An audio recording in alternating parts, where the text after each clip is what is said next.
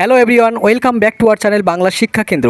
আজকের ক্লাসে যে আমাদের GK class practice set express চলছে তার প্র্যাকটিস সেট 35 এর 30টি প্রশ্নোত্তর আলোচনা করব। পুরো ভিডিওটি দেখতে থাকো, ভিডিওটিতে কোনোরূপ স্কিপ করবে না, কারণ আজকে যে প্রশ্ন আছে সেই প্রশ্নগুলো বিভিন্ন কম্পিটিটিভ এক্সামে আসা প্রশ্ন, তো প্রত্যেকটি প্রশ্নই গুরুত্বপূর্ণ হতে চলেছে আজকের সেশনে। তো শুরু করা যাক আজকের প্রথম প্রশ্ন। নিচের কোনটি বায়োডিগ্রেডেবল পলিমার? এখানে হবে non biodegradable polymer. Typing mistake হওয়ার জন্য দুঃখিত। বলছে নিচের কোনটি নন বায়োডিগ্রেডেবল পলিমার? অপশান বলছে স্টার্চ, অপশান বলছে টেফলন, অপশান সি বলছে প্রোটিন, অপশান ডি বলছে সেলুলোজ। তো প্রথমে জানা যাক বায়োডিগ্রেডেবল জিনিসটি কি। বায়োডিগ্রেডেবল হচ্ছে যে সমস্ত পলিমার মাটিতে মিশে যায় তাদেরকে বলা বায়োডিগ্রেডেবল, যেমন সেলুলোজ, প্রোটিন, স্টার্চ, এগুলো হচ্ছে বায়োডিগ্রেডেবল পলিমার। আর যে পলিমারগুলি মাটিতে মিশে যায় না তাদেরকে বলা হয় নন বায়োডিগ্রেডেবল, যেমন প্লাস্টিক, পলিথিন। তো এখানে আমাদের সঠিক উত্তর option B, Teflon is the correct answer. তো নেক্সট 2 নম্বর কোশ্চেন।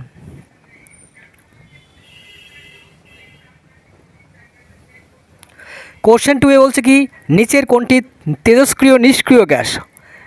তেজস্ক্রিয় নিষ্ক্রিয় গ্যাস কোনটি হবে এখানে? অপশানে বলছে এইসি মানে হিলিয়াম, অপশান বলছে নিয়ন, অপশান বি বলছে সি বলছে আর্গন, অপশান ডি বলছে রেডন। এখানে নিচের সঠিক তেজস্ক্রিয় মৌল কোনটি হবে? এই সঠিক উত্তর হচ্ছে কি তেজস্ক্রিয় নিষ্ক্রিয় গ্যাস হচ্ছে রেডন।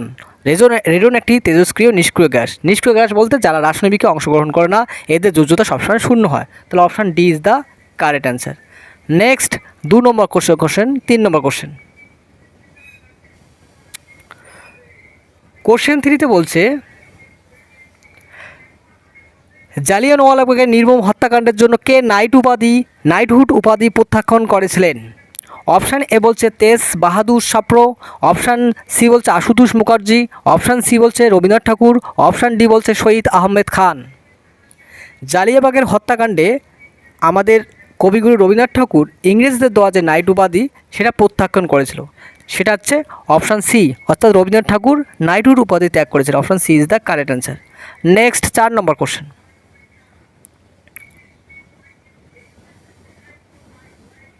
কোশ্চেন 4 কি বলছে? কোশ্চেন 4 বলছে মামা ভাগ্নে পাহাড় কোথায় অবস্থিত? অপশান এ বলছে বীরভূম, অপশান বি বলছে পুরুলিয়া, অপশান সি বলছে বাঁকুড়া, অপশান ডি বলছে ঝাড়গ্রাম। মামা ভাগ্নে পাহাড়টি বীরভূমে অবস্থিত। 4 সঠিক উত্তর option A is the correct answer. Next 5 number question. Question 5 কি বলছে? কোশ্চেন 5 বলছে কোন ভিটামিন সূর্যের আলো থেকে পাওয়া যায়? অপশান বলছে ভিটামিন এ, অপশান বলছে ভিটামিন বি, অপশান সি হচ্ছে ভিটামিন সি, অপশান ডি বলছে ভিটামিন ডি। আমরা সূর্যের আলো থেকে কোন ভিটামিন পাই সেটার কোনটি হবে? ভিটামিন এর রাসায়নিক হচ্ছে রেটিনল। এটা কি হয়, এর অভাবে চোখে রাতকানা রোগ হয়, যা জেরাপ্থেমে রোগ হয়। ভিটামিন বি আন্ডারে কমপ্লেক্স আছে, B1 আছে, নিয়াসিন আছে, থাইমিন আছে। তো এই সমস্ত ভিটামিন প্লেগরা রোগ হয়। আর ভিটামিন সি হচ্ছে অ্যাসকর্বিক অ্যাসিডের রাসায়নিক নাম। এটা হচ্ছে আমাদের স্কার্বি রোগ হয় এই ভিটামিনের অভাবে। আর ভিটামিন ডির অভাবে কী হয়, শিশুদের রিকেট এবং বয়স্কদের অস্টিওমালাইসিয়া রোগ হয়। এর রাসায়নিক হচ্ছে ক্যালসিফেরল। তো সূর্যের আলো থেকে ভিটামিন ডি পাওয়া যায়, আর বৃষ্টির জলে ভিটামিন B12 পাওয়া যায়। তাহলে আমাদের সঠিক উত্তর option D is the correct answer. Next 6 number question.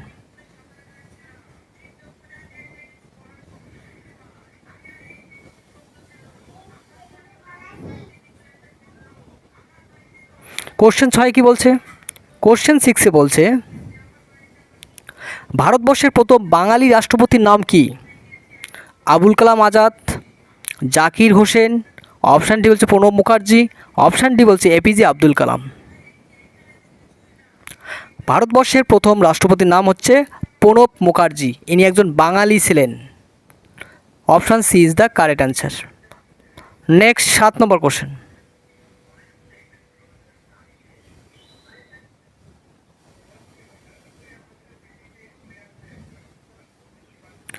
Question 7 কি বলছে? পঙ্কজ আদবানি কোন খেলার সঙ্গে যুক্ত ছিলেন? অপশান এ বলছে দাবা, অপশান বি বলছে টেনিস, অপশান সি বলছে রাগবি, অপশান ডি বলছে বিলিয়ার্ডস।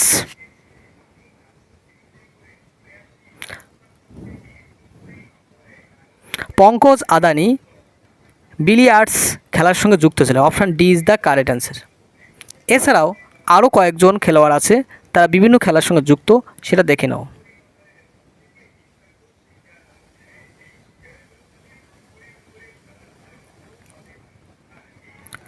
ক্রিকেট খেলার সঙ্গে যুক্ত সচিন তেন্ডুলকর, বিরাট কোহলি, MS ধোনি, এগুলো হচ্ছে বিখ্যাত খেলোয়াড়। ব্যাডমিন্টন খেলার সঙ্গে PV সিন্ধু, সাইনা নেহওয়াল। শুটিংয়ের সঙ্গে যুক্ত মনু ভাঙ্কার, অভিনব বিদ্যা, স্বপ্নিল কুশাল। কুস্তি খেলার সঙ্গে বুজরং পুনিয়া, আমাম শেওয়ারাত। হকি খেলার সঙ্গে রানী রামপাল, ধনরাজ পিল্লাই। টেনিসের সঙ্গে সানিয়া মির্জা, মহেশ ভূপতি, লিয়েন্ডার পেস। আর ভারোত্তোলনের সঙ্গে মীরাবাউ চানু। এই কোশ্চেনটি খুবই ইম্পর্টেন্ট। ভারোত্তোলনের সঙ্গে মীরাবাউ চানু কোন খেলার সঙ্গে যুক্ত? ভারোত্তোলন। তো নেক্সট দেখা যাক আমাদের 8 নম্বর কোশ্চেন।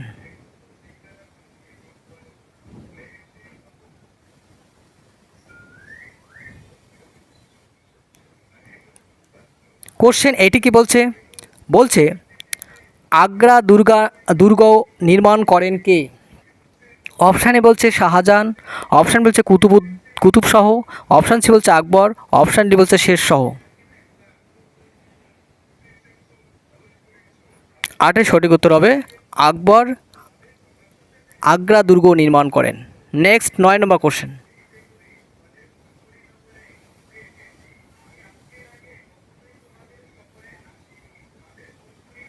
কোশ্চেন 9 বলছে উত্তরবঙ্গের প্রধান নদী কোনটি? অপশান এ বলছে টাঙ্গন, অপশান বি বলছে জলঙ্গি, অপশান সি বলছে তিস্তা, অপশান ডি বলছে আয়ত্রী।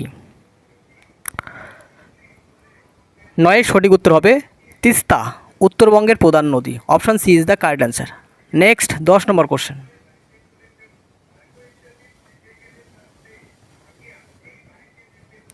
কোশ্চেন 10 কি বলছে? কেলেঘাই ও কংসাবতীর মিলিত প্রবাহ কী নামে পরিচিত? অপশান বলছে রূপনারায়ণ, অপশান বি বলছে প্রয়াগ, অপশান সি বলছে হলদি, অপশান ডি বলছে BC উভয়। কেলেঘাই ও কংসাবতী নদীর মিলিত প্রবাহ হলদি নামে পরিচিত। 10 সঠিক উত্তর option C is the correct answer. Next 11 number question.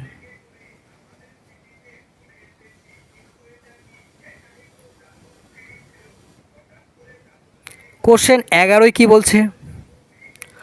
সুন্দরবনের আতঙ্ক নদী কোনটি? অপশানে বলছে ইচ্ছামতি, অপশান বলছে কালিন্দী, অপশান সি বলছে বিদ্যাধারী, অপশান ডি বলছে মাতলা।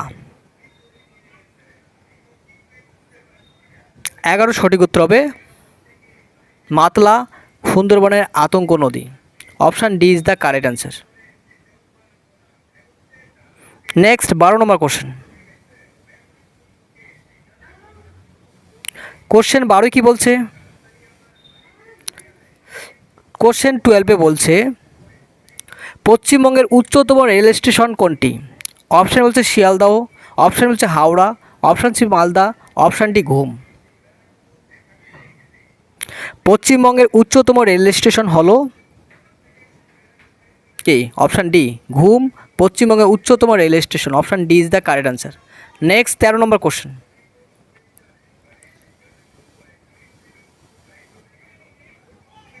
কোশ্চেন 13 কি বলছে?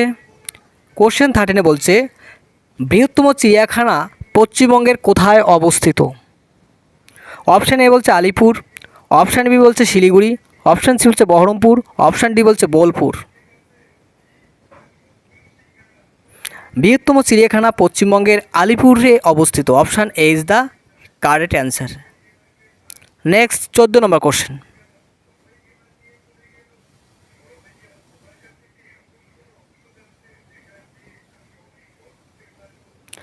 কোশ্চেন 14 বলছে মুদ্রার সরবরাহ নিয়ন্ত্রণ করেন কে?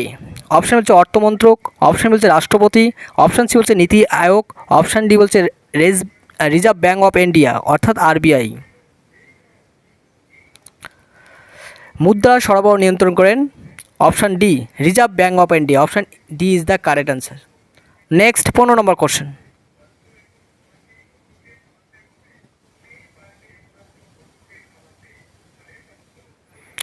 কোশ্চেন 15 কি বলছে? বলছে পশ্চিমবঙ্গের বৃহত্তম উদ্ভিদ উদ্যান কোথায় অবস্থিত? অপশানে বলছে বসিরহাট, অপশান বলছে শিবপুর, অপশান সি বলছে হলদিয়া, অপশান ডি বলছে সিউড়ি। 15 সঠিক উত্তর হবে হলদিয়ায় শিবপুরে অবস্থিত বৃহত্তম উদ্ভিদ উদ্যান। Option B is the correct answer. Next 16 number question.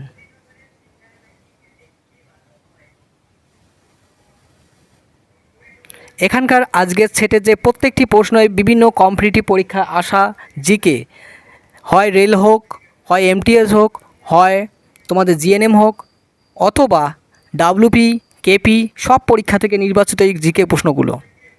তো 16 নম্বর কোশ্চেনে কী বলছে, ছিটমহল বা 3 বিঘা করিডোর কোথায় অবস্থিত? অপশান বলছে দক্ষিণ দিনাজপুর, অপশান বলছে Jhargram, option C Hooghly, option D Cooch Behar.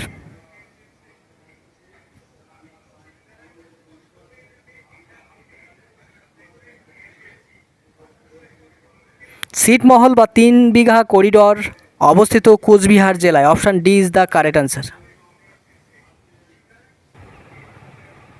Next 17 question. পশ্চিমবঙ্গের কোন স্থানটি ওয়ার্ল্ড হেরিটেজ সাইট নামে পরিচিত? অপশান এ বলছে হলদিয়া, অপশান ডি বলছে খিদিরপুর, অপশান সি বলছে মেথুয়াঠরি, অপশান ডি বলছে সুন্দরবন।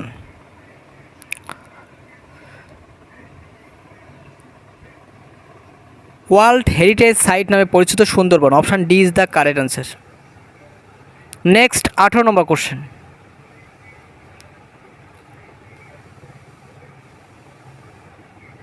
খুবই গুরুত্বপূর্ণ কোশ্চেন এটা। 18 কোশ্চেন বলছে পশ্চিমবঙ্গের গ্রীষ্মকালীন ঘূর্ণিঝড়কে কী বলে?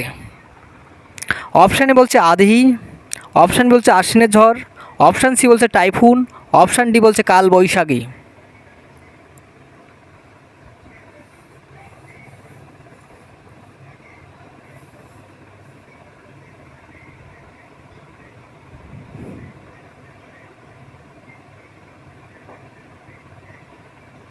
পশ্চিমবঙ্গের গ্রীষ্মকালীন ঘূর্ণিঝড়কে বলা হয় কাল বৈশাখী। Option D is the correct answer. Next 19 number question.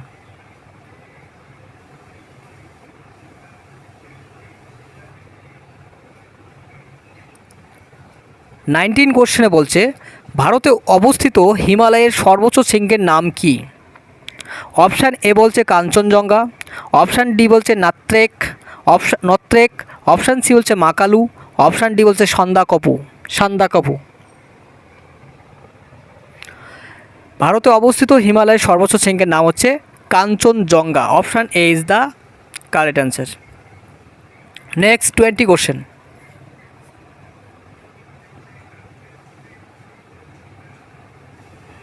কুড়ি নম্বর কোশ্চেনটিও দেওয়া আছে ঝড় সংক্রান্ত। 20, পশ্চিমবঙ্গের শরৎকালের ঘূর্ণিঝড়কে কী বলে? অপশান এ বলছে কালবৈশাখী, অপশান বি বলছে আধি, অপশান সি বলছে হেরিকেন, অপশান ডি বলছে আশ্বিনের ঝড়।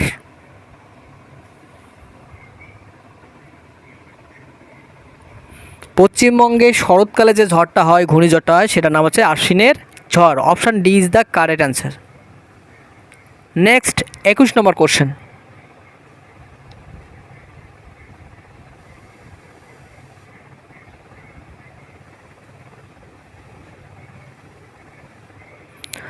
বিহারীনাথ শুশুনিয়া পাহাড় কোথায় অবস্থিত? বিহারীনাথ ও শুশুনিয়া পাহাড় কোথায় অবস্থিত? অপশান এ বলছে বাঁকুড়া, অপশান বি বলছে বীরভূম, অপশান সি বলছে পুরুলিয়া, অপশান ডি বলছে ঝাড়গ্রাম।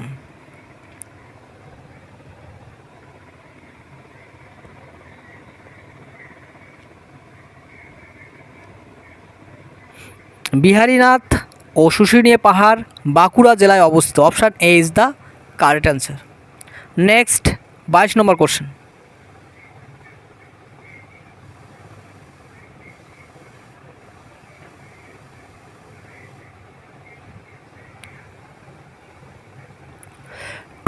কোশ্চেনে বলছে কোন দেশকে সোনালী আঁশের দেশ বলা হয়? অপশান বলছে দক্ষিণ কোরিয়া, অপশান বি বলছে জাপান, অপশান সি বলছে থাইল্যান্ড, অপশান ডি বলছে বাংলাদেশ।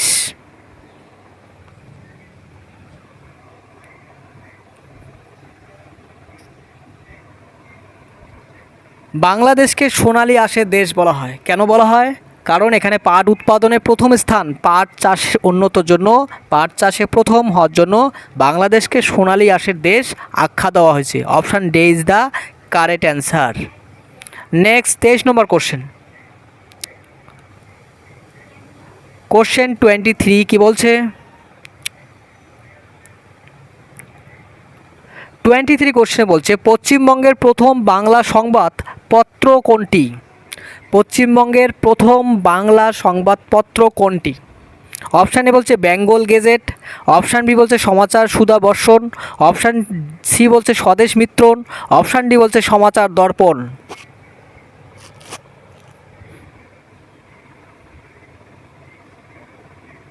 তোমাদের মধ্যে কেউ চ্যানেলে নতুন হয়ে থাকলে অবশ্যই চ্যানেলটি সাবস্ক্রাইব করবে এবং নতুন বন্ধুদের দেখার জন্য ভিডিওটি বেশি বেশি করে শেয়ার করে দেবে। আর ভিডিওটি ভালো লাগলে অবশ্যই লাইক করতে ভুলবে না।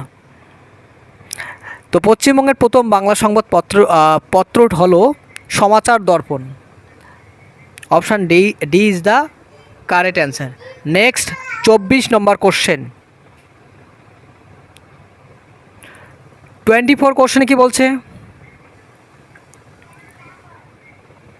24-এ বলছে পশ্চিমবঙ্গের সবচেয়ে কম বৃষ্টিপাত হয় কোথায়? পশ্চিমবঙ্গের সবচেয়ে কম বৃষ্টিপাত কোথায় হয়? অপশানে বলছে মালদা, অপশান বি বলছে বক্সা ডুয়ার্স, অপশান সি বলছে ময়ূরেশ্বর, অপশান ডি বলছে হলদিয়া।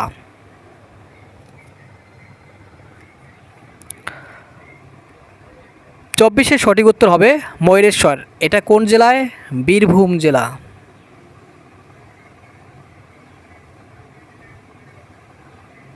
তাহলে option C is the correct answer. Next 25 number question. 25 কোশ্চেনে কি বলছে?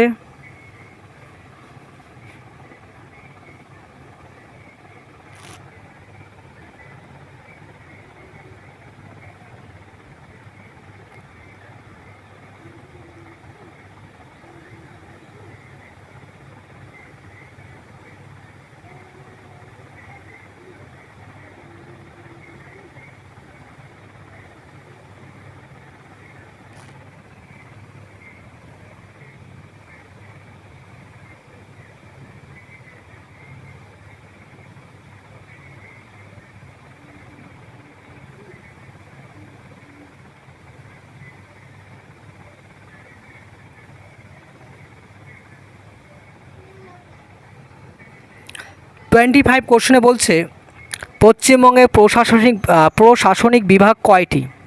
অপশান বলছে 5টি, অপশান বলছে 9টি, অপশান সি বলছে 7টি, অপশান ডি বলছে 3টি। পশ্চিমবঙ্গের প্রশাসনিক বিভাগ হচ্ছে 5টি। Option A is the correct answer. তো 5টি বিভাগে কোন কোন জেলা অবস্থিত এক নজরে দেখে নাও।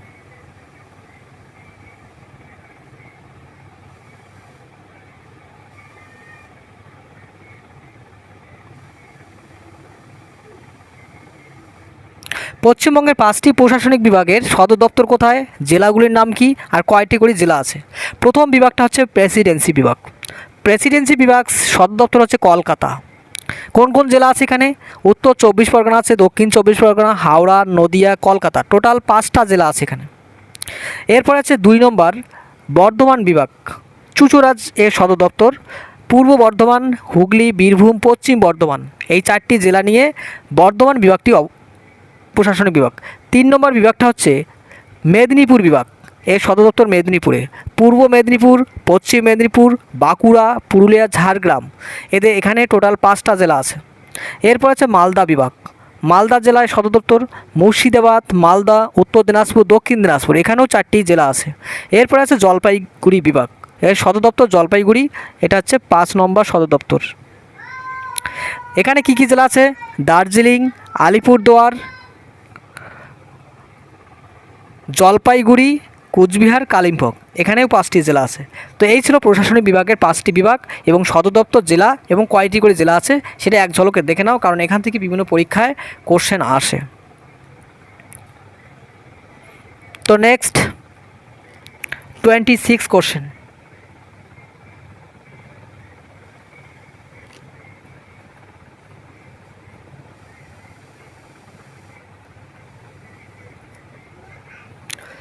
26 কোশ্চেনে কি বলছে, কোন দেশের সাথে পশ্চিমবঙ্গের সীমানা সবথেকে বেশি?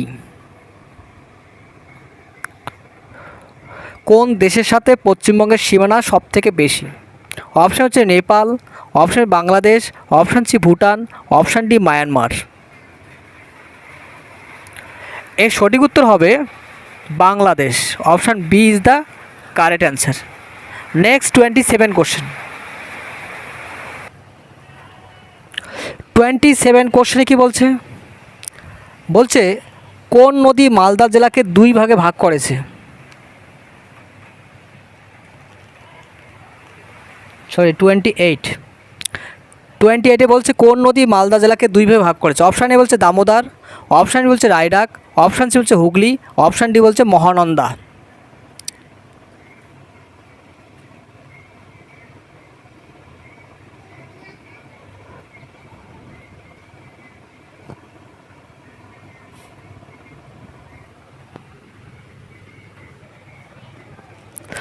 এর সঠিক উত্তর অপশান ডি, মহানন্দা নদী মালদা জেলাকে দুই ভাগে ভাগ করছে। Next 29 question.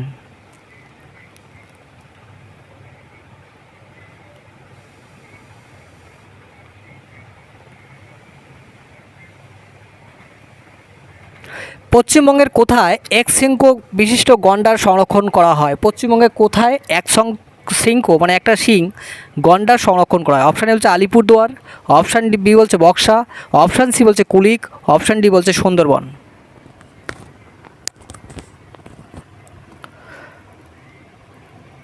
পশ্চিমবঙ্গের এক শৃঙ্খ গন্ডার সংরক্ষণ করা হয় আলিপুরদুয়ারে। Option A is the correct answer. Next 30 question এবং আমাদের আজকের সেটের লাস্ট কোশ্চেন।